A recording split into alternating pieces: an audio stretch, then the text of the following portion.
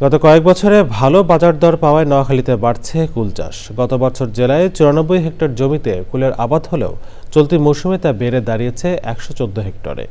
কুল চাষের এই সম্প্রসারণ ছড়িয়ে পড়েছে উপকূলীয় উপজেলা হাতিয়াতেও। স্বল্প খরচে লাভজনক হওয়ায় কুল চাষে ঝুঁকছেন নতুন উদ্যোক্তা ও বিভিন্ন পেশার মানুষ। নোয়াখালী প্রতিনিধি আলাউদ্দিন শিবলি পাঠানো তথ্য ভিডিওচিত্রে বিস্তারিত জানাচ্ছেন জহির মুন্না। নোয়াখালীর হাতিয়া উপজেলায় দিন দিন বাড়ছে কুল চাষ।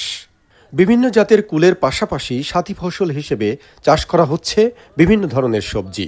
এতে কম পুঁজিতে বেশি লাভ পাওয়ায় কুল চাষে ঝুঁকছেন বিভিন্ন শ্রেণী পেশার মানুষ।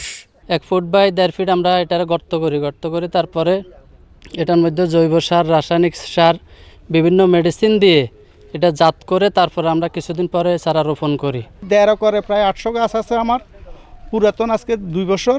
ওই গাছ থেকে আমি গত বছর 7 থেকে 8 লক্ষ টাকা কুল বিক্রি করছি। খরচ হয়েছে প্রায় 1,10,000 টাকা। আমি কুল বিক্রি করছি 5 লাখ টাকা, প্রায় 5 লক্ষ টাকার মতো। এ এলাকার মাটিতে উৎপাদিত কুল স্বাদ ও গুণে ভালো হওয়ায় স্থানীয় চাহিদা মিটিয়ে দেশের বিভিন্ন অঞ্চলে সরবরাহ করা হচ্ছে, এমন দাবি কৃষকদের। খেতে অনেকটা হিসেবে বলতে গেলে একবার অনেকটা রসালোই। তো এটা যখন বাজারজাত হয় তখন আমরা বাজারে বিক্রি করি 80 থেকে 90 টাকা কিংবা 120 টাকা। আমরা শুরুতে 120 টাকা থেকে পাইকারি বিক্রি শুরু করি।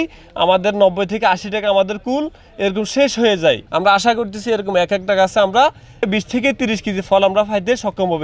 স্থানীয় কৃষি বিভাগ বলছে, চলতি মৌসুমে হাতিয়া উপজেলায় এবার 28 হেক্টর জমিতে কুল চাষ করা হচ্ছে, যেখানে বিভিন্ন ধরনের সহযোগিতা দিচ্ছেন তারা। আমাদের এই কুলের যথেষ্ট চাহিদা রয়েছে বাজারে। আমরা কৃষকদেরকে উদ্বুদ্ধ করার চেষ্টা করতেছি যাতে নতুন নতুন বাগান সৃষ্টি হয়। উন্নত জাত ও মানসম্মত চারা নিশ্চিত করা গেলে আগামী দিনে এই এলাকায় কুল চাষ আরও বৃদ্ধি পাবে এমন আশা সংশ্লিষ্টদের। Zahir Munna, channel I.